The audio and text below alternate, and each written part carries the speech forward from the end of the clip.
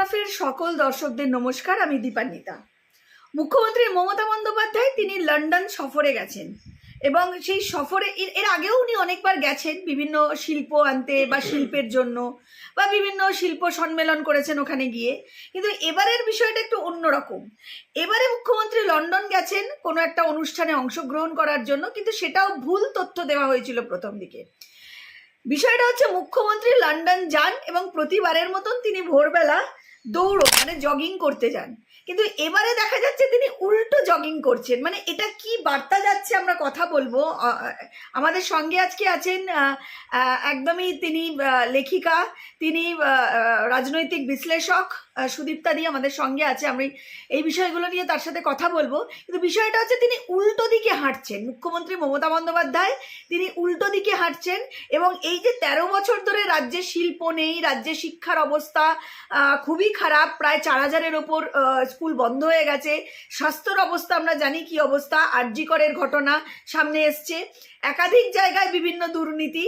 তাহলে কি রাজ্যটা পিছোচ্ছে? মুখ্যমন্ত্রী কি এটাই বোঝাতে চাইছে যে রাজ্য মানে পশ্চিমবাংলাও পিছোচ্ছে, মুখ্যমন্ত্রীও পিছন দিকে দৌড়াচ্ছে?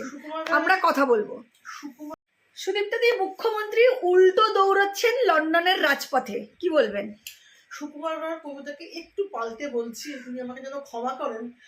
কালকে রাতে স্পষ্ট চোখে দেখলু বিনা চশমাতে, মুখ্যমন্ত্রী হাঁটছে পিছে বিলেতে রাস্তাতে। এই পিছে হাঁটে ডেপিক্ট করছে এটাই যে এককালে যে উন্নয়ন রাস্তায় দাঁড়িয়ে থাকতো, সেই উন্নয়নের পিছন দিকে হাঁটছে। তো পশ্চিমবঙ্গ যে গত 15 বছর ধরে পিছন দিকে হাঁটছে, বিলেতে গিয়ে এই রিয়েলাইজেশনটা মমতা বন্দ্যোপাধ্যায় হয়েছে এই বিলিতি বুদ্ধির জন্য। সে যেই ওকে ডেকে থাকুন, উনি কোনো বক্তৃতা দিতে যাননি। প্রথম কথা, উনি স্পেক্টেটর হিসেবে ওখানে গিয়েছে। এই যে বোধোদয় হয়েছে, এই যে ওনার মানে উপলব্ধি হয়েছে, যদি এতদিন ধরে বাংলা এবং বাঙালিকে পিছন দিকে নিয়ে গিয়েছেন, যেরকম করে বাসে উঠলে কন্ডাক্টররা বলে পিছন দিকে এগিয়ে যান, পিছন দিকে এগিয়ে যান, তেমনি পিছন দিকে বাংলা এগিয়ে যাচ্ছে। সেটা আরেকবার এস্টাবলিশড হলো। এটা মানে সাবকনসিয়াস মাইন্ডে ওনার যে এই সত্যটা ঘোরে, এটা আমাদের এটা থেকে মন খুশ হওয়া, আমরা খুশ হওয়া, বাঙালি খুশ হওয়া। কিন্তু তিনি নিজে পিছনে দৌড়াচ্ছেন তা নয়, কুণাল ঘোষ থেকে শুরু করে সবাইকে, মানে তিনি যাদেরকে নিয়ে গেছে সবাইকেই পিছনে দৌড় করাচ্ছেন। সারা বাঙালি সমস্ত বাঙালি যারা আছে পশ্চিমবঙ্গবাসী করে পিছনে নিয়ে গেছে। শুধু বাঙালি নয়, পশ্চিমবঙ্গে যারা যারা রয়েছে অবাংলাভাষীও ওর দলের সবাইকে উনি পিছনে নিয়ে চলে গিয়েছে। তার সঙ্গে তো ওই আমচা চামচা গুলো তো আছে, ওই নামগুলো আমি নিচ্ছি না হয়। কেন উন্নয়ন তো দরজায় দাঁড়িয়ে থাকতো, বাংলার মেয়েকে চায়, তাহলে আজকে কেন উল্টো দিকে সব?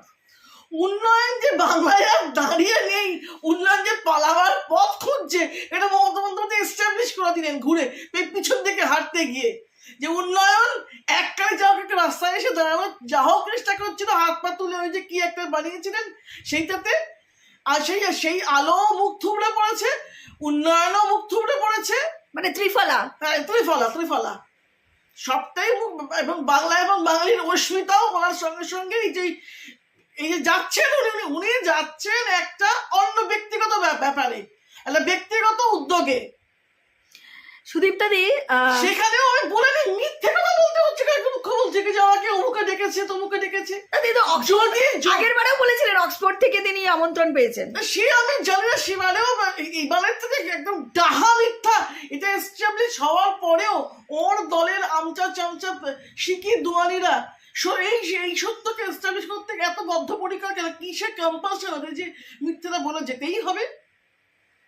কেন কলকাতাকে তো লন্ডন বানাবে বলেছিল, মানে সেটা পিছিয়ে পড়লো, তাই লন্ডনের রাস্তায় গিয়ে দৌড়াতে হচ্ছে। হ্যাঁ, মানে কলকাতা তো লন্ডন হয়ে ভেনিস হয়েছে। খাড্ডা এমন এত বেশি খাড্ডাতে মানুষের তার মধ্যে পড়ে অনেক মানে বাইক আরোহীর মৃত্যু আমরা জানি এখানে হয়। আর সামান্য বৃষ্টিতেই যা হয়, তখন অবশ্যই তত্ত্ব আসে, বাটি তত্ত্ব, ঘটি তত্ত্ব, অনেক তত্ত্বই উঠে আসে যে কলকাতাটা বাটির মতো, তাই জন্য দেখায় জল জমবে, এটাই বাঙালির ভবিতব্য ইত্যাদি যখন শোনানো হয়।